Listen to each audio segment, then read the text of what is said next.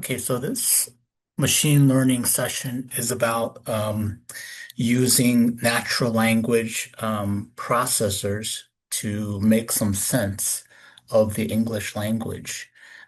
So, as a natural English speaker or a native speaker of your language, you would want your input into the computer, in this case, a written format, to be understandable by the computer. And we take that largely for granted with the high usage of things like Siri, Alexas, and the Google or Gemini voice interfaces. But before voice interfaces, you would need to be able to enter in your English utterance or English sentences into an input box, and you would want the computer to understand what is being written. But besides just an English question or prompt, you would want the computer to be able to understand just the overall language of what is being analyzed. And so here I've set up within Antigravity, the Google AI tool. I had used the tool to basically produce this Python project. And what it is going to do is it's going to integrate the NLP or natural language processor that is part of that's built with the Stanford NLP.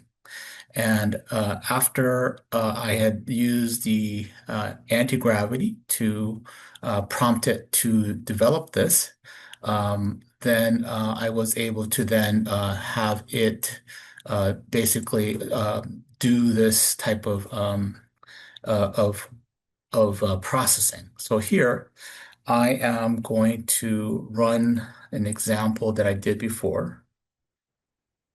We actually need to do it UV run Python main.py. Okay. And you can see here that it is loading some dependencies. And this time, what it's doing is it's loading the language model for NLP, Stanford NLP, and the Python interface for it is called stanza. So here we're just going to ask it we're just going to enter in an English sentence.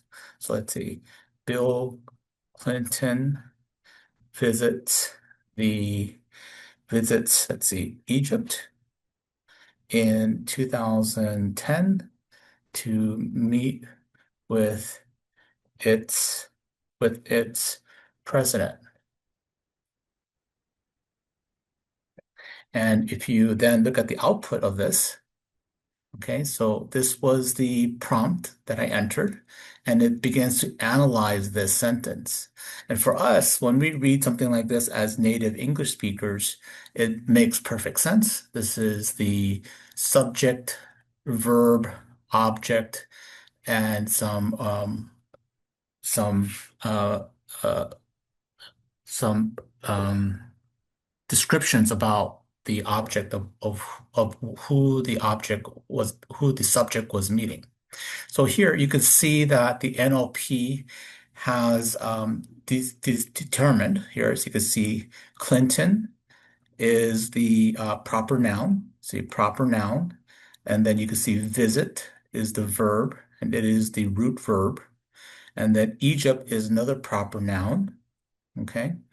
And you can see that it is part of the verb of visits.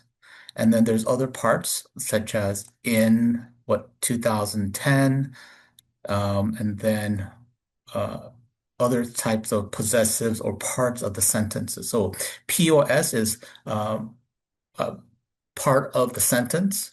And so it is telling us what is the word that is being analyzed and how is that particular part of the word part of the English sentence.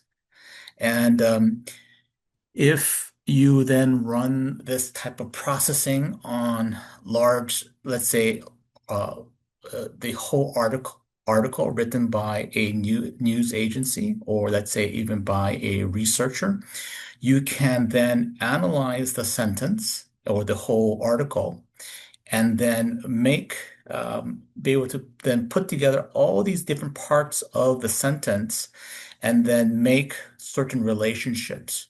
So you can say, oh, Bill Clinton visits Egypt, and then a place, which is Egypt, and then uh, meeting another proper noun of the president. And then you can then decipher more and more through this type of processing and articles of one sentence then relating to another.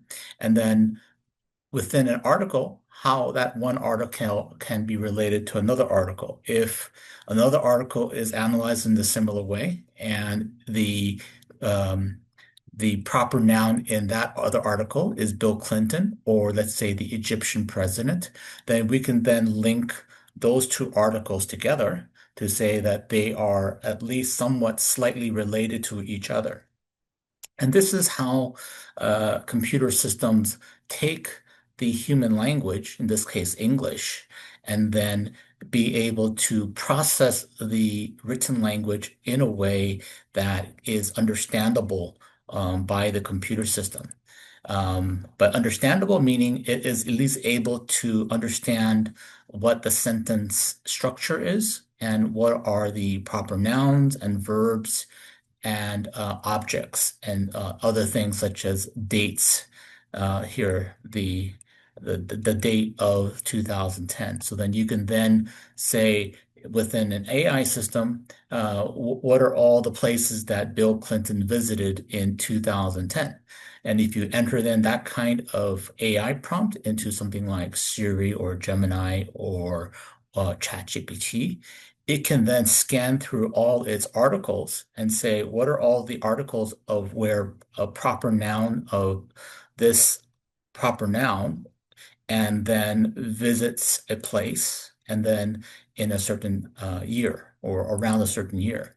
And that's how then these type of user interfaces are put together with the conjunction of something like a NLP of Stanford NLP and Java, it's Python front end of Stanza. Okay, so this source code is accessible on the Git repository that's in the description. And we will then use in a subsequent lesson about how something like this is then used for maybe predicting what another person might do or might meet. Okay.